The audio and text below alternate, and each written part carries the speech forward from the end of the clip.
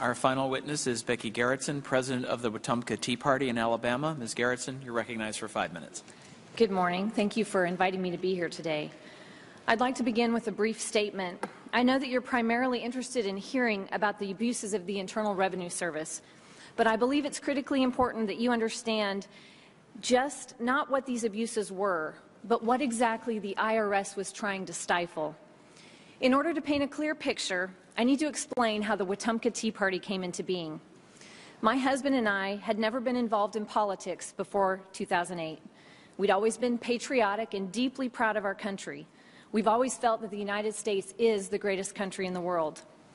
In September 2008, when we had our first $700 billion bailout, we, along with millions of Americans, were very concerned. That bailout was confirmation that our government was out of control. But just a few months later, in January 2009, we learned that our government was going to spend another $787 billion. That money went to foreign nations, failing banks, and unproductive industries. We were worried, and we knew we had to do something to sound the alarm. We knew that government had gone far beyond its habitual deficit spending. The government was mortgaging America's future. And we knew that Washington wasn't going to stop by itself. In the spring of 2009, we learned that others were organizing Tea Party events around the nation to educate and empower concerned citizens who believed their government was out of control. So we made our plans. My husband and I filled out a permit to meet at a local park in our small town. My daughter and I walked through neighborhoods handing out flyers for our April 15th event. When the day arrived, we were blown away by the large crowd. A few politicians came also, but they didn't speak. We wanted to give ordinary citizens the chance to speak their concerns. Our event had no party affiliation. I could not tell you if the attendees were Republicans, Democrats, or Independents. It didn't matter. The only political notion expressed was one that we collectively felt, that our representative government had failed us. And that was the birth of the Wetumpka Tea Party. There are no dues, no price for membership. Our events are mostly educational. Whatever expenses are incurred are paid from donations, by donations and T-shirt sales.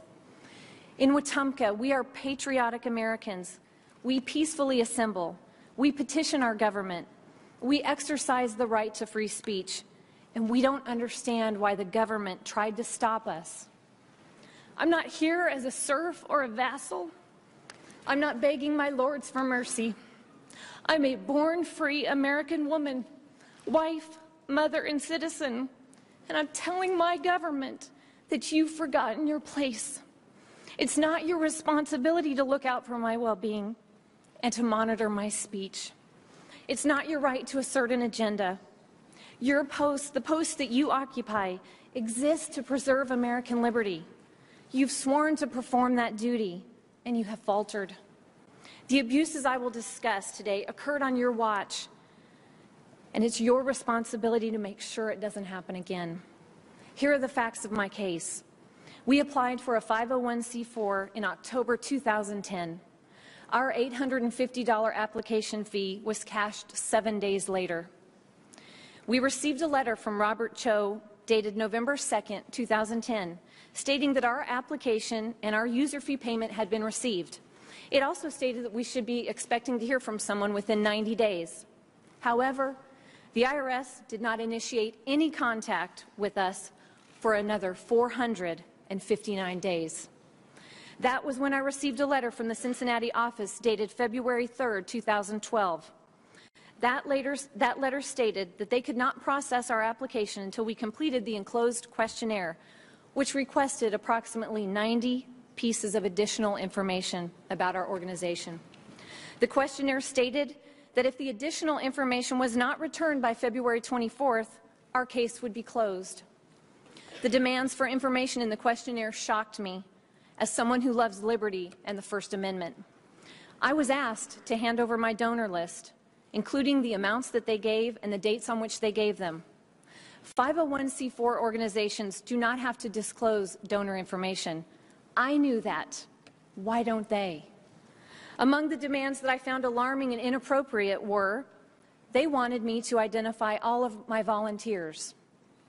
They wanted to know if any of our donors or volunteers had run or would be running for office in the near future. Remember, this was the 2012 election cycle. They wanted us to identify the office they would be running for. They wanted us to provide detailed contents of all speeches ever given, the names of our speakers and their credentials. They wanted copies of written communications and contents of all other forms of communications to any legislative body, including my own representative. I was very uncomfortable with these questions, as you can imagine, and my husband and I discussed forfeiting our application. However, within days of reading through these questions, we knew we were being targeted because fellow Tea Party organizers across this nation were getting the same types of letters and questionnaires. That was when we decided to seek legal counsel. On March 6, 2012, we retained the counsel of the American Center for Law and Justice, and they represented us in this matter. 2 weeks later, I received a letter from Lois Lerner, dated March 16, 2012, asking that I provide the previously requested information. 4 months later, we received a letter dated July 9, 2012, stating that we had been approved to receive our tax exemption. This was 635 days after we applied. In conclusion, the Wetumpka Tea Party filled out a complete application. Our organization fell within the boundaries of receiving a 501c4 status. Yet, our application was singled out solely because we had Tea Party in our name. Government agents made invasive and excessive demands for information they were not entitled to. Congressman Camp and members of this committee, this was not an accident. This is a willful act of intimidation to discourage a point of view. What the government did to our little group in Wetumpka, Alabama, is un-American. It isn't a matter of firing or arresting individuals. The individuals who sought to intimidate us were acting as they thought they should in a government culture that has little respect for its citizens. Many of the agents and agencies of the federal government do not understand that they are servants of the people. They think they are our masters, and they are mistaken. I'm not interested in scoring political points. I want to protect and preserve the America that I grew up in, the America that people cross oceans and risk their lives to become a part of. And I'm terrified it is slipping away. Thank you.